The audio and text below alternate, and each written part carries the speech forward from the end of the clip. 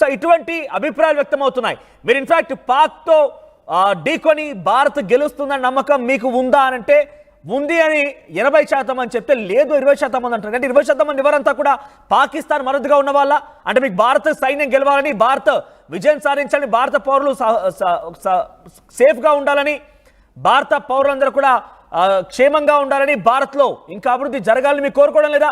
ఇటువంటి దుర్మార్గమైన పాకిస్తాన్తో యుద్ధం కావాలా మీకు? ఆ యుద్ధంలో మీరు భారత్ ఓడిపోవాలని కోరుకుంటున్నారా? డెఫినెట్గా గుర్తుపెట్టుకోండి, ఇప్పటి వరకు ఇంకెవరైనా కామెంట్ చేసినా మీకు డెఫినెట్గా రేపటి రోజు నోటీసులు రాబోతున్నాయి, మీరు కూడా అరెస్ట్ కాబోతున్నారు. అందుకే పదే పదే ఆర్టీవీ అందరికంటే వేగంగా ఈ విషయాలు మీకు చేరవేస్తోంది. మీరు అలర్ట్గా ఉండాలని చెప్తోంది. ఎట్టి పరిస్థితుల్లో కామెంట్ చేయకండి అంటూ కూడా రిక్వెస్ట్ చేసింది. మీకు నిజంగా ఇష్టం లేకపోతే ఇక్కడ నుంచి వెళ్ళిపోండి. మీరు పాకిస్తాన్ మద్దతుదారులుగా ఉన్నారా? మీరు పాకిస్తాన్ వెళ్ళిపోవాలనుకుంటారు, వెళ్ళిపోండి, స్వేచ్ఛగా వెళ్ళిపోండి. మిమ్మల్ని ఎవరు అడ్డుకోవడం లేదు. ఇక్కడ ఏకంగా ప్రభుత్వాలు కూడా మీరు వెళ్ళిపోవడానికి కొన్ని సమయం గడివిచ్చాయి. ఇక్కడ నుంచి వెళ్ళిపోండి.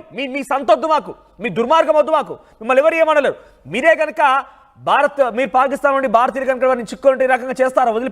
సేఫ్గా వదిలిపోమని చెప్తారా? మీకు ఏర్పాటు చేసి పంపిస్తారా? అలా కుదరదు కదా. కానీ మేము చెప్తున్నాం, భారతీయులుగా మీ పట్ల కూడా మాకు శ్రద్ధ ఉంది, మీ పట్ల కూడా మాకు గౌరవం ఉంది. వెళ్ళిపోండి ఇక్కడ నుంచి, దయచేసి. ఇంకెవరైనా మద్దతుగా తెలిపేవారు కూడా వెంటనే ఇక్కడ నుంచి వెళ్ళిపోండి. లేదు, కాదు, కూడదు అనుకుంటే కనుక భారత ప్రజల ఆగ్రహానికి మీరు బూడిదవ్వడం ఖాయం. ఇంకా ఎవరన్నా కామెంట్స్ చేయాలన్నా సాహసించాల్సిందే. ఈ 36 మందితో సరిపెట్టలేదు, ఇంకా చాలా మందే ఉన్నారు. ఇంకా కామెంట్స్ చేసేవారు, పిచ్చి పిచ్చిగా కారు కూతలు కూసేవారు చాలా మంది ఉన్నారు. ఇటువంటి వారినందరూ కూడా మీరు కూడా కామెంట్ చేసేవారు అవుతున్నారు. చాలా మంది కామెంట్స్ చేస్తున్నారు. కాబట్టి మీరు కూడా ఒక కంట కనిపెట్టండి. మీ పక్కన ఎవరైనా స్లీపర్ సెల్స్లా వ్యవహరిస్తున్నా, మీ పక్కన ఎవరైనా జై పాకిస్తాన్ మాట్లాడుతున్నా, మీరు ఆ భారత్ అని మాట్లాడాల్సినటువంటి ఆ నోరు, ఆ నాలుక, భారత్ గురించి మాట్లాడాల్సిన నాలుక పాకిస్తాన్ గురించి మాట్లాడుతోందా? సో భారత్లో ఎవరైనా కనుక ఆ రకంగా గమనిస్తే వెంటనే పోలీసులకు సమాచారం ఇవ్వండి. వాళ్ళంతా చూడాల్సిన అవసరం అయితే ఉంది డెఫినెట్గా. సో అస్సాంలో 36 మంది అరెస్ట్ చేశారు ఇప్పటికే. దాంట్లో ఒక ఎమ్మెల్యే కూడా ఉన్నాడు. ఆ ఎమ్మెల్యే తాలూకా విజువల్ మీరు చూస్తున్న ఆర్టీవీ స్క్రీన్ పైన. ఎమ్మెల్యే అయితే ఏంటి, ఎవడైతే నాకేంటి, భారత ప్రజల గురించి, భారత ఆర్మీ గురించి, భారత్ని కించపరిచే విధంగా మాట్లాడితే అందరూ సమానమే, అందరూ మా ముందు నిర్దోషులే, అందరూ డెఫినెట్గా శిక్ష అనుభవించాల్సింది. ఒకసారి ఈ ఎమ్మెల్యే ఇంతకీ ఏం మాట్లాడాడు, పాకిస్తాన్ ఉద్దేశించి ఏ వ్యాఖ్యలు చేశాడు చూడండి ఒకసారి ఏం చెప్పాడు. জম্মু কাশ্মীৰৰ প্ৰাক্তন ৰাজ্যপাল SP মালিকে এই বিষয়টো লৈ কেন্দ্ৰীয় চৰকাৰক প্ৰকাশ্যে দোষাৰোপ কৰিছিল যে 300 কেজি RDX অমিত শ্বাহ আৰু নৰেন্দ্ৰ মোদীয়ে তাত আনিছিল আৰু তেওঁলোকৰ ছত্ৰছায়াত তাত বোমা বিস্ফোৰণ হৈছিল আৰু এইটো লৈ তেওঁলোকৰ বহুত বাক বিতণ্ডা হৈছিল। আমাৰো সন্দেহ কাশ্মীৰত বাৰে বাৰে এই কেন্দ্ৰীয় চৰকাৰে এই ঘটনাবিলাক কৰে যাতে সমগ্ৰ ভাৰতত মুছলমানৰ বিৰুদ্ধে তেওঁলোকে এটা হিংসা আৰু ঘৃণাৰ ভাৱ বিয়পাই দি যাতে তেওঁলোকে ৰাজনীতি কৰিব পাৰে। రైట్, ఇక్కడ ఎమ్మెల్యే ఏం మాట్లాడుతున్నాడంటే వాడు ఈ ఉగ్రవాద చర్యలకి పాకిస్తాన్ కాదు భారతే కారణం అంటున్నారు. అంటే భారత ప్రజలు మీ దృష్టిలో ఉగ్రవాదులా? ఇటువంటి దుర్మార్గమైన మాటల కోసమే కదా ఆయన అరెస్ట్ చేసింది. అరెస్ట్ చేయడమే కాదు, మీరు చెప్పండి, ఇటువంటి దుర్మార్గమైనటువంటి మాటలు మాట్లాడేటువంటి ఈ వ్యక్తుల్ని ఏం చేయాలి, ఏం చేస్తే బాగుంటుంది, మీ అభిప్రాయాన్ని కామెంట్ చేయండి. నిజంగా మన దగ్గర ఉంటూ, ఇన్ఫాక్ట్ మన దగ్గర ఉన్నటువంటి వ్యక్తులే కాదు, పాకిస్తాన్ అనే దేశం కూడా భారతదేశం యొక్క భిక్ష కరుణ కటాక్షాలతో బతుకుతోంది. ఆ దయాది దేశం కూడా, అది దయ్యాల దేశం, దయాల దేశం కాదు, అటువంటి దయ్యాల దేశం కూడా నిజంగా మనం ఇచ్చేటువంటి ఆహారంతో, మనం ఇచ్చేటువంటి నీళ్లతోని, మనం ఇచ్చేటువంటి అన్ని సామగ్రితోని బతుకుతోని, మనం ఇచ్చేటువంటి విధానంతోనే బతుకుతోంది. అక్కడ మనం నీళ్ళు ఇస్తే వాళ్ళు పంటలు పండించుకుంటున్నారు, మనం నీళ్ళు ఇస్తే వాళ్ళు అక్కడ కరెంట్ ప్రొడ్యూస్ చేసుకుంటున్నారు, మనం నీళ్ళు ఇస్తే ఇండస్ట్రీస్ నడిపించుకుంటున్నారు, మనం నీళ్ళు ఇస్తే ఎకనామిక్ సోర్సెస్ ఉన్నాయి. అటువంటిది మన దయాదాక్షులతో బతికేటువంటి ఆ పాపిస్టి పాకిస్తాన్ మళ్ళీ మనపైనే దాడి చేస్తే ఉగ్రవాదుల చర్యని ఖండించాల్సింది పోయి మన దగ్గరే ఉంటూ వారికి సపోర్ట్గా చేస్తున్నారా? నేను మళ్ళీ చెప్తున్నాను, నిజంగానే మీకు కనుక ఇక్కడ ఉండాలని లేకపోతే మిమ్మల్ని ఎవడు ఆపడు. వెళ్ళిపోండి, ఇప్పుడే వెళ్ళిపోండి. పాకిస్తాన్కి వెళ్ళిపోయి మీరు ఏం చేసుకుంటారో చేసుకోండి. మిమ్మల్ని కూడా మీ అంతు చూడాల్సిన సమయం ఆసన్నమైంది. మేము డైరెక్ట్గా ఏం చేయాలో మా ఆర్మీ చూసుకుంటుంది. మా ఆర్మీ పైన మాకు సంపూర్ణమైనటువంటి నమ్మకం ఉంది, మాకు ఆర్మీ పైన మాకు చాలా గౌరవం ఉంది. మిమ్మల్ని మేమన్నాం, కానీ మీరు పిచ్చి పిచ్చిగా ఇక్కడే ఉంటూ, ఇక్కడే తింటూ, ఇక్కడే ఉపాధి పొందుతూ, ఇక్కడే బతుకు జీవనం సాగిస్తూ మళ్ళీ మా దేశం పైన, మా ఆర్మీ పైన మాట్లాడితే కనుక మీ నాలికలు చీరేస్తామని చెప్పి అందరూ కూడా చాలా సూటిగా వార్నింగ్ ఇవ్వాల్సిన అవసరం అయితే ఉంది. సో మీ అందరిపైన కూడా కామెంట్ చేసే అందరిపైన కూడా కర్తవ్యం ఉంది, మీ పైన కూడా ఒక పర్టికులర్ రెస్పాన్సిబిలిటీ ఉంది. ఒకటి, మీ దగ్గర ఉన్నటువంటి స్లీపర్ సెల్ని గమనించండి, ఇంకా ఎవరైనా మద్దతుగా ఉన్నారా గమనించండి, వారి సమాచారం డెఫినెట్గా పోలీసులకు అందించండి, వారంతా చేయాల్సిన అవసరం అయితే ఉంది. ఎస్ మధు మరిన్ని అభ్యర్థులు సిద్ధంగా ఉన్నారు. ఎస్ మధు, ఏంటి 36 మంది అరెస్ట్ అయ్యారు ఇప్పటివరకు అస్సాం రాష్ట్రంలో. ఇది కేవలం అస్సాంతో పరిమితమైన అవకాశం లేదు, మేఘాలయ, అటు మరికొన్ని దేశాల్లో మరికొన్ని రాష్ట్రాల్లో కూడా ఈ విధంగా అమలు అవబోతోంది.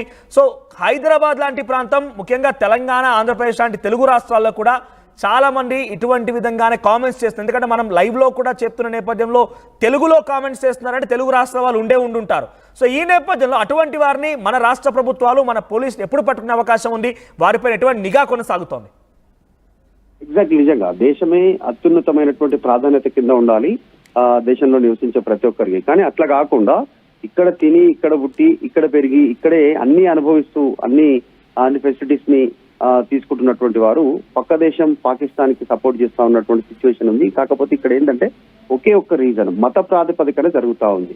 కేవలం ఒక మతానికి సంబంధించినటువంటి వాళ్ళు మాత్రమే ఈ రకమైనటువంటి స్టేట్మెంట్స్ ఇస్తా ఉన్నటువంటి పదే పదే రిపీట్ అవుతా ఉంది. ఇది ఇప్పుడు పహల్గామ్ ఉగ్రదాడి తర్వాత పెద్ద ఎత్తున చర్చకు వస్తా ఉంది. ఇది గతంలో నుంచి కూడా జరుగుతా ఉంది, ఇది మొదటిసారి కాదు.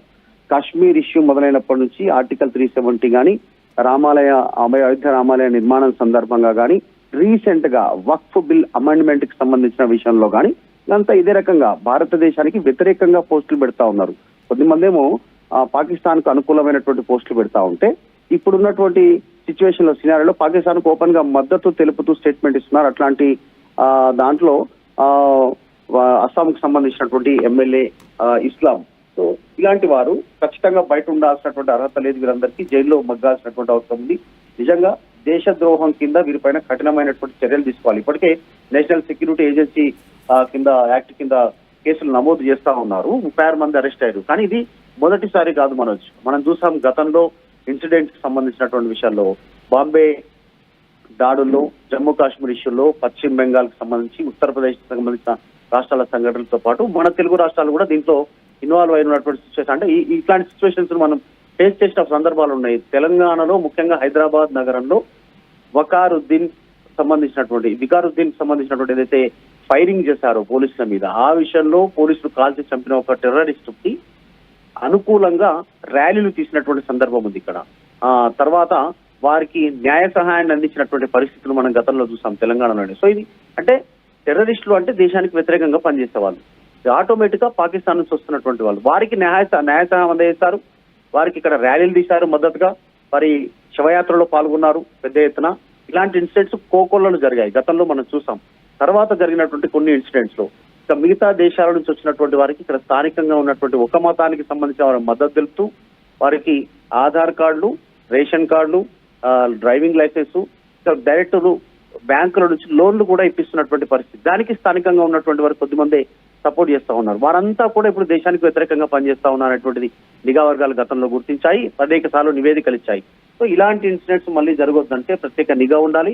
దేశానికి వ్యతిరేకంగా మాట్లాడాలంటే దేశంలోనే ఉండి ఏ మతస్థుడైనా వారికి ఒళ్ళు జలధరించేలాంటి శిక్షలు అమలు చేయాల్సినటువంటి పరిస్థితి ఉంటుంది. సో చాలా తీవ్రమైనటువంటి చర్యలు తీసుకోవాలి రాష్ట్ర ప్రభుత్వాలు, కేంద్ర ప్రభుత్వాలు. దీనిపైన దృష్టి పెడితే తప్ప దేశం మీద ఒక అవగాహన కానీ, దేశం మీద ప్రేమ వచ్చేటువంటి అవకాశం లేదు. ఎందుకంటే ఇక్కడ తిని పాకిస్తాన్ పాట పాడుతా ఉన్నారు కొంతమంది.